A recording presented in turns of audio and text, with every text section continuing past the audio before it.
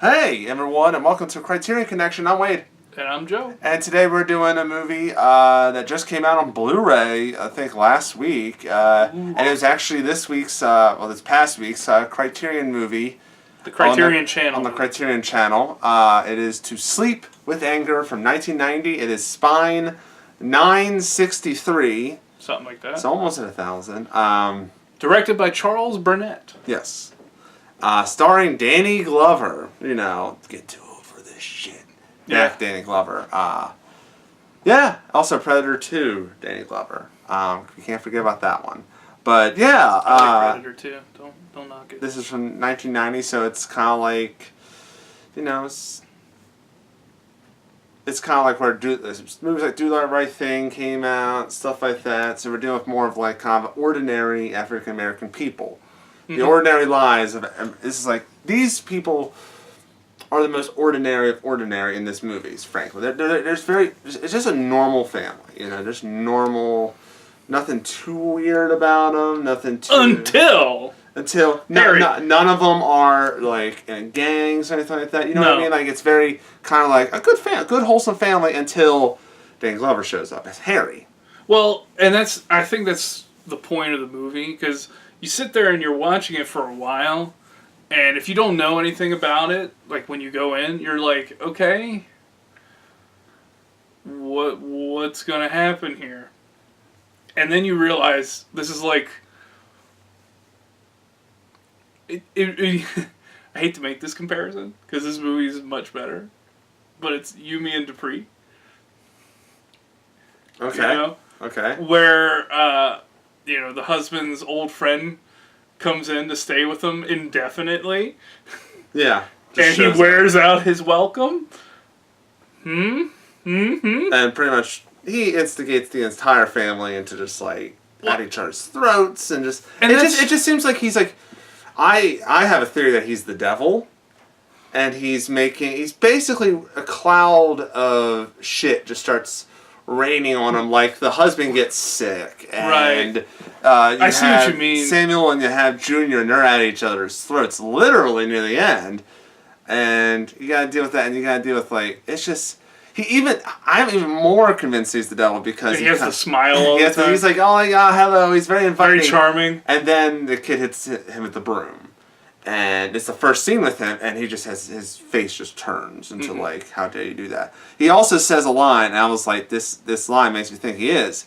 He's sitting there with like, you know, they're talking about what's his name? The father's name. Gideon. I almost said Gully. Gideon. He's sitting there with he's trying to kill the chicken. He's sitting there with the chicken in his arms, and he says, I came upon the Valley of Bones. Serpent said to make this your home. So he was like, the serpent is the devil. Well, yeah, and he makes a lot of references, because what's part of it is we're in what I later read was, I believe, is South Central Los Angeles. Yeah, right. But the music makes it seem like it's like a down south kind of. Well, that's the thing is. Gideon and Susie are from down south. Harry's from down south, and a lot of their friends are all from this like southern town. Grew up in vastly different, like very kind of racially tense times, which I mean was still evident then. But they talk about people getting lynched that they knew, and kind of. More like street justice stuff that happened. Yeah. When Danny Glover talks about the knife with Babe Bro. Yeah. Babe Bro, yeah. Yeah. Or Samuel. Whichever. Yeah. So I can see where your thought process is, and when you see like when I saw the cover, or at least the image they had, it really does kind of suggest like that. It informs that kind of this movie is kind of a low-key horror movie about like the guest that never leaves, right? And it just kind of like it's consumed, and he's now part of your life. But part of me goes, I think what he does is bring these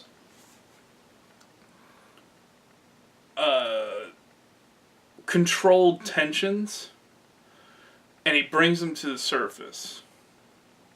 Because if you notice, all the problems are all stuff that has happened, has been happening, or at least have been perceived to happen, and it's these resentments these characters hold within them.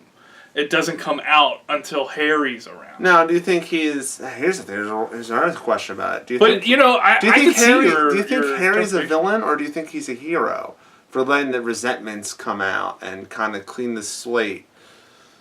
See, and that's the thing. Like, you can Or look did at they, him or either did they, way. or did they overcome the evil and You the can- anger and the hate? And You can look at it either way. Like, you can see that he's kind of preying on Samuel's feelings and like, you know, can't let a woman put you in your place. Like, Yeah. you got to have a spare. Like, those kind of lessons. And he brags about, you know, he's like, well, I might have used the knife, and I might have did this and did that. And the other part of it is, it sometimes seems like he legitimately does care about these characters. Like Gideon, like he just doesn't realize how much of upheaval that he causes and how much outrage and how he rubs some people the wrong way. Maybe that's what it is. yeah. And so it's a really cool, ambiguous kind of spot they paint for him. One of the things I want to point out is the opening credits of the movie is very kind of like... It's like the perfect opening credits to tell you the tone of the movie. Mm-hmm. It's got this ordinary normalcy to it, but the fire makes it seem like there's an underlying... Yeah. anger. And Danny Glover is fantastic in this movie. Everybody's great. He has like such a great mix of charm and utter darkness to him. Like there's obviously not great intentions in his heart. Yeah, he's a flawed person Yes. who has done evil things, and you can tell. Yeah. Like he seems real sketch. But he's, you know, welcomed with open arms, and then everything starts going wrong. Yeah. And it leads to this big, like literally a big storm, like the big storm, Yeah, and like and it's so intense. And that's I love the climax of it, to where like they stop and they're like, oh shit, what are we doing? And that's what I love, like, because it paints that ambiguous picture, and you read it as like he might be a representation of the devil or demons inside these people, and then, you know, at the end he's cast out, but. Part of me, like, and that's what's great, is there's so much, like, down-home, like, Southern tradition and superstition is, you know, infects this whole movie. Like, the superstition and traditions of the way things were. Yeah. Like how the guy from the lodge... Old and new. The guy from the lodge who wants to be first in line if Gideon died. And the guy's upstairs, like, dying. Yeah. And he's like, I just want to make sure that I'm first in line. And you're like, whoa, that's a little out of line. Yeah. And Susie points that out too. But and there's the broom, you know, where he says it's bad luck to, you know, address somebody with a broom or something like that, or poke them. The only downside of the movie is the editing is a little weird. They just kind of cut and then they do like fade outs randomly. And you're like, I don't know. I feel like that. It wasn't noticeable to me. It really wasn't. It's mostly in the beginning. It's like they're kind of establishing the characters and they're talking outside the car, and then they cut to like them talking to the grandchild or whatever, and then that's like 40 seconds, and then they fade to black, and I'm just like, that is literally 2 minutes, and you've done two weird cuts to it. I feel like the movie is a little long. Slow burn. And I think, and that's the thing. I think it like kind of stutters to get started.